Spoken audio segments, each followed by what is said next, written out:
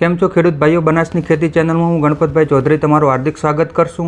આજનો વિડીયો અને ટોપિક આપણો છે કે જે ગઈકાલે કૃષિ મંત્રી શિવરાજસિંહ ચૌહાણે વોટરશેડ યાત્રાની શરૂઆત કરી એના વિશે વિસ્તૃત માહિતી અને કઈ રીતે ખેડૂતો અને જમીનને પાણી માટેની મદદરૂપ અને ફાયદો કરતી યાત્રા છે એના શરૂઆત કરાવી। જળ, જમીન, જાનવર અને પાણીનો જે બચાવ થશે અને જમીનના પાણીના તળો ઊંચા લાવવા, નદીઓને વહેતી કરવી, જે આ બહુ સારી યાત્રાનું એમણે ગઈકાલે લોકાર્પણ કર્યું કે ભારત એક એવો દેશ છે કે જેની અંદર વર્ષો પહેલાં નદીઓ ખળખળાટ વસતી હતી અને અત્યારે જે જળનું વ્યવસ્થાપન નથી એના લીધે જે નદીઓ વહેતી બંધ થઈ ગઈ અને પાણીના સ્તર નીચે ગયા, જેનાથી સૃષ્ટિને અને જાનવરને, મનુષ્યને બહુ મોટું નુકસાન છે। એના માટેની ગઈકાલે એમણે વોટરશેડ યાત્રા ચાલુ કરી। જળ લાવો ધન ધાન્ય થીમ પર આ યાત્રા વોટરશેડ યાત્રાનો શુભારંભ કર્યો। આ નિમિત્તે એમણે જળ અમારા જીવનનો બહુ મોટો આધાર છે અને જળ છે તો જીવન છે। માટીથી પેદા હુએ અને માટીમાં જ મળવાનું છે। માટી અમારું અસ્તિત્વ છે, અમારો આધાર છે। इसलिए मैं विनंती करता हूँ कि अपना પોતાના માટે અને પોતાના પરિવારજનો માટી ઓર જમીન બચાવો પાછળની પેઢી માટે।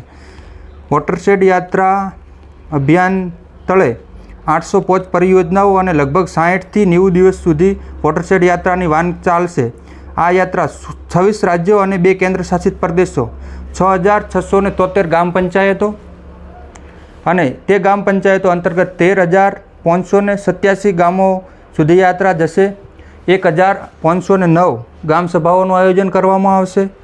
1,640 પ્રભાત ફેરીનું આયોજન કરી અને જળ જાગૃતિ માટેનું અભિયાન ચલાવવામાં આવશે। જળનું વ્યવસ્થાપન થશે તો પાણીનો બચાવ થશે, જમીનનું ધોવાણ અટકશે, જમીનમાં પાણી સચવાતો ભૂસ્તર ઊંચા આવશે। વોટરશેડ ડેવલપમેન્ટ ઘટક 2નું ભારત સરકાર દ્વારા કુલ 292 લાખ હેક્ટર વિસ્તારમાં કુલ 687.81 કરોડ રૂપિયા મંજૂર કરવામાં આવ્યા છે। વોટરશેડ યાત્રા શું છે?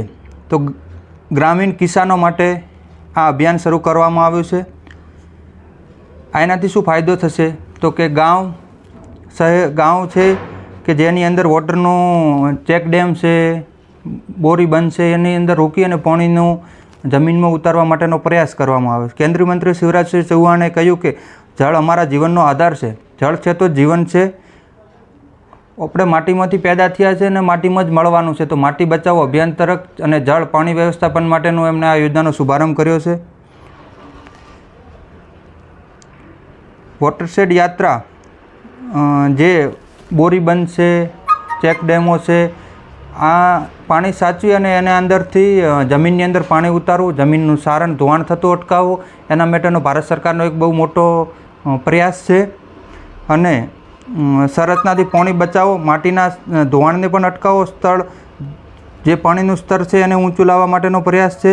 આ જે યોજના છે એની અંદર સરકાર સમાજ સાથે સહયોગથી, સમાજનો સહયોગ પણ જરૂરી છે કે એક સરકારના પ્રયાસોથી જ આ બધું શક્ય નહીં બને। ખેડૂતો પણ એમના ખેતરનું પાણી ભૂજળ રિચાર્જ કરે અને પાણી બચાવે। આગળની પેઢી માટે પાણી બહુ મહત્ત્વનું છે કે જે પાણી આપણા વડવાઓ નદીઓની અંદર વહેતું પાણી દેખ્યું હતું। અત્યારે જે આપણે છીએ કે જે કેનાલો ઉપર આધારિત થઈ ગયું છે અને કેનાલોમાં પણ ક્યાં સુધી પાણી રહેશે કે જ્યાં સુધી નહેરો અને નહેરોમાં પાણી રહેશે જ્યાં સુધી નદીઓ જીવંત રહેશે। તો નદીઓ જીવંત માટેનો સરકારશ્રીનો એક બહુ મહત્ત્વનો ઉદ્દેશ છે।